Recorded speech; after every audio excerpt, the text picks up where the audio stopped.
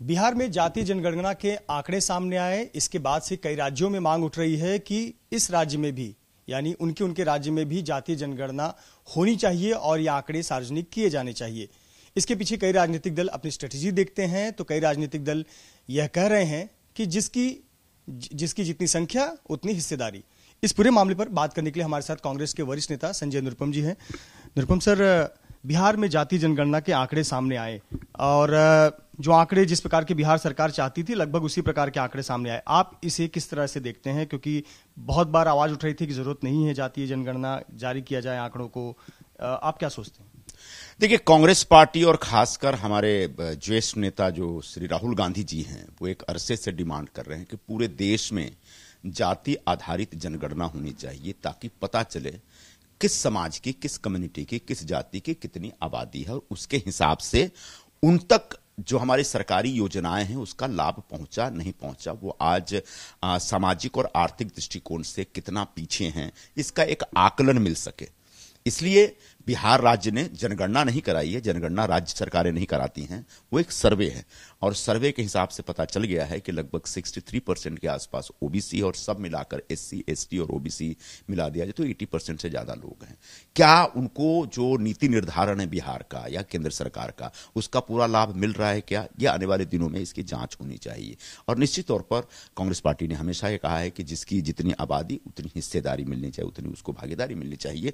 तो ऐसे में जाति जनगणना से एक ब्लूप्रिंट सामने आता है, एक एक्सरे रिपोर्ट आता है सामने और उसके हिसाब से आप उस बीमारी को डायग्नोस करके उसका फिर इलाज करते हैं। तो इसी आधार पर जैसे हमने पूरे देश में मांग की है और मैं ये चाहूंगा कि महाराष्ट्र में भी जाति आधारित जनगणना होनी चाहिए, ताकि पता चले कि महाराष्ट्र के ग्रामीण क्षेत्रों में और शहरों में रहने वाला जो ओबीसी समाज है, पिछड़ा वर्ग है, एससी एसटी समाज है, उसकी आखिर कितनी संख्या है और महाराष्ट्र सरकार की जो योजनाएं, उन योजनाओं का उनको सचमुच लाभ मिल रहा है कि नहीं मिल रहा है।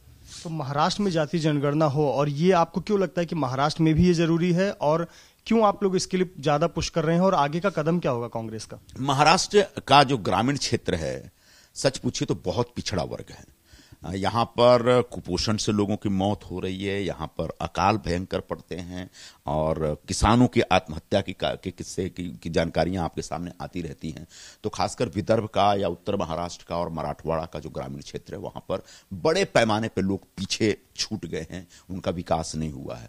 और बड़े पैमाने पर आप देख रहे हैं कि धनगर समाज जो है, मराठा समाज, वो आरक्षण की एक बात करता रहता है और उसका एक कैटेगराइजेशन की बात करता रहता है। तो ऐसे में बहुत जरूरी है कि अब समय आ गया है, महाराष्ट्र सरकार पूरे महाराष्ट्र में एक जातिगत जनगणना कराए, सर्वे कराए और सर्वे के बाद पता चले कौन सा समाज कितनी संख्या में, और उस हिसाब से आने वाले दिनों में सरकारी योजनाओं का निर्माण हो और नीति निर्धारण।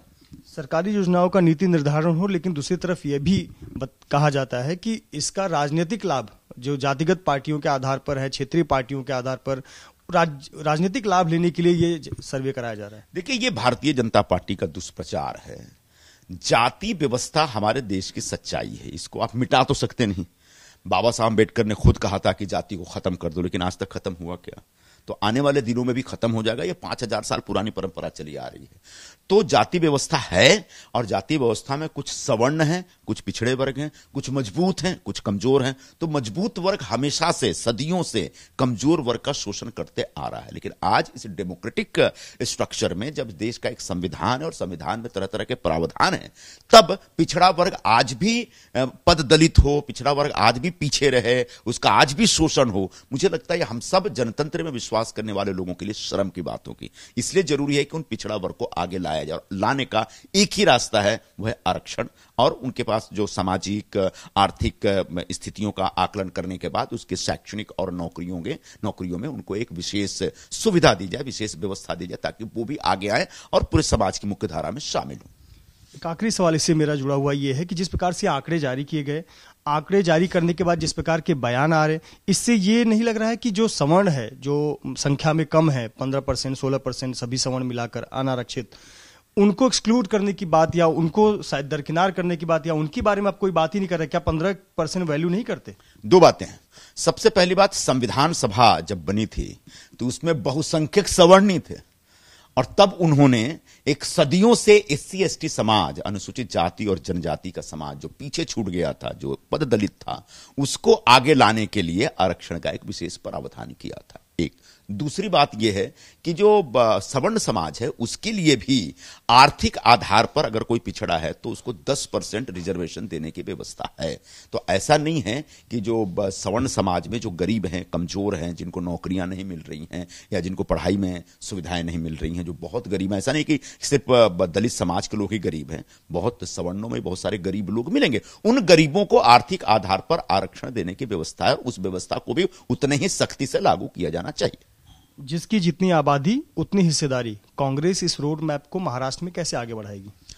निश्चित तौर पर कांग्रेस पार्टी की तरफ से जो पूरे महाराष्ट्र में जो ओबीसी समाज है या फिर जो एक एससी एसटी समाज है, जो ट्रेडिशनली कांग्रेस पार्टी से जुड़े रहे हैं, उस समाज के पास जाना है हमको, उस समाज के लोगों को जगाना है फिर से, और उस समाज के लोगों को उनका हक मिले।